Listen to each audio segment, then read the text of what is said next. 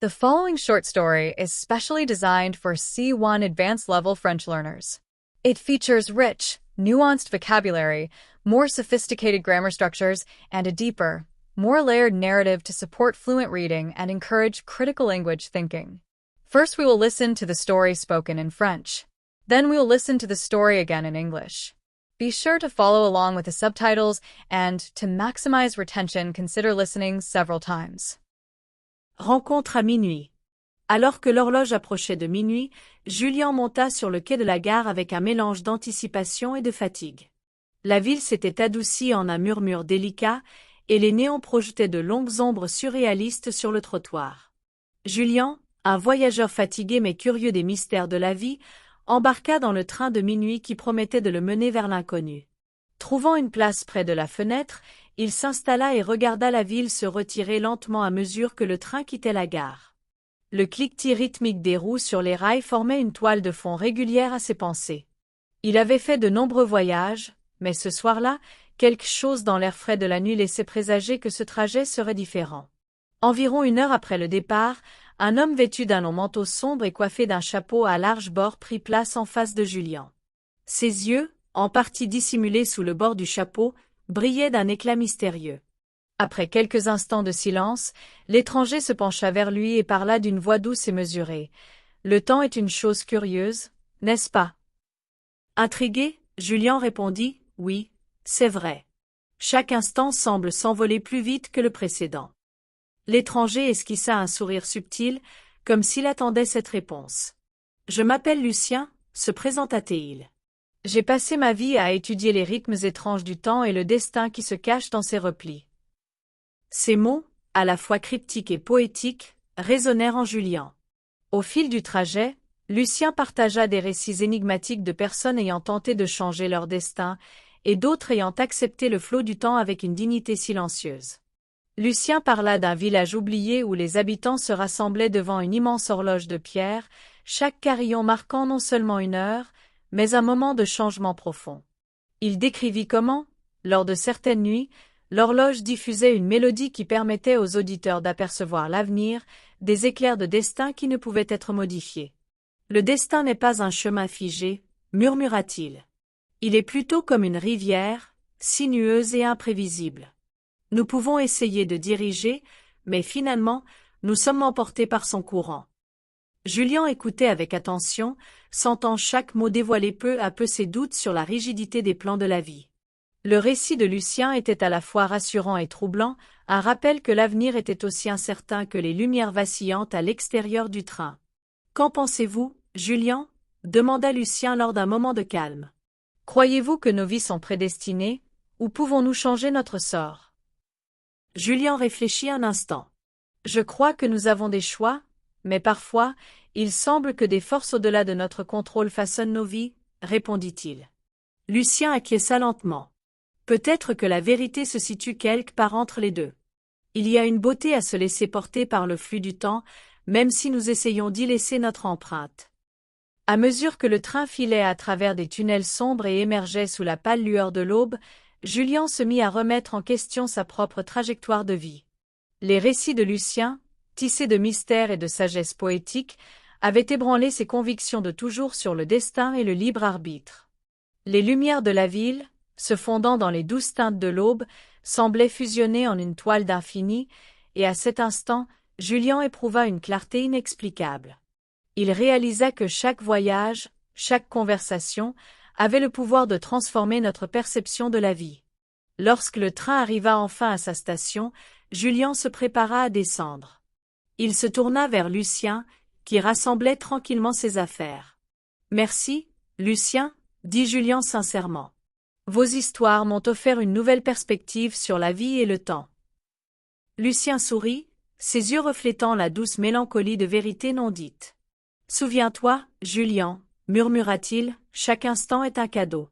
Chéris-le, et laisse le temps te guider, même lorsque son chemin demeure obscur. » Sur ces mots, l'étranger descendit du train, disparaissant dans la brume matinale. Julien le regarda s'éloigner, ressentant à la fois un sentiment de perte et une compréhension renouvelée. En quittant la gare et en marchant dans les rues silencieuses, ses pensées résonnaient des paroles de Lucien. Il comprit que le voyage n'était pas simplement une question d'arriver à destination, mais bien d'embrasser l'incertitude et la beauté de chaque instant. Midnight encounter. As the clock neared midnight, Julian stepped onto the train platform with a mix of anticipation and fatigue. The city had quieted to a gentle hum, and the neon lights cast long, surreal shadows over the pavement. Julian, a weary traveler with a deep curiosity about life's mysteries, boarded the midnight train that promised to carry him into the unknown. Finding a window seat, he settled in and watched the city slowly recede as the train pulled out of the station. The rhythmic clatter of the wheels on the tracks provided a steady backdrop for his thoughts. He had been on many journeys, but tonight, something in the cool night air hinted that this trip might be different.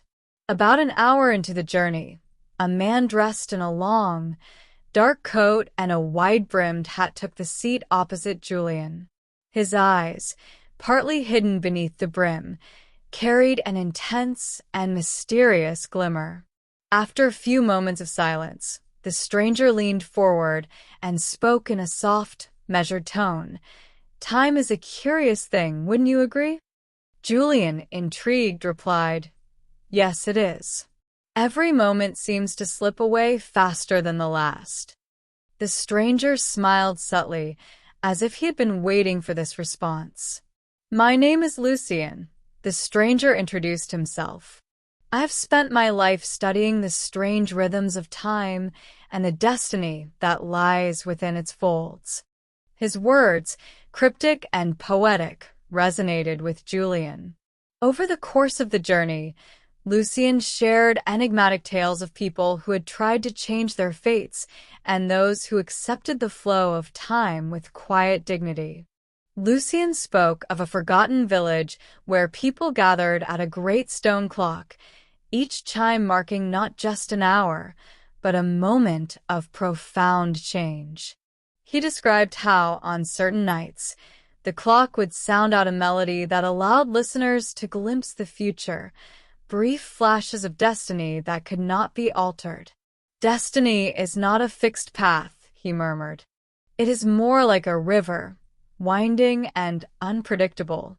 We may try to steer, but ultimately, we are carried along by its current."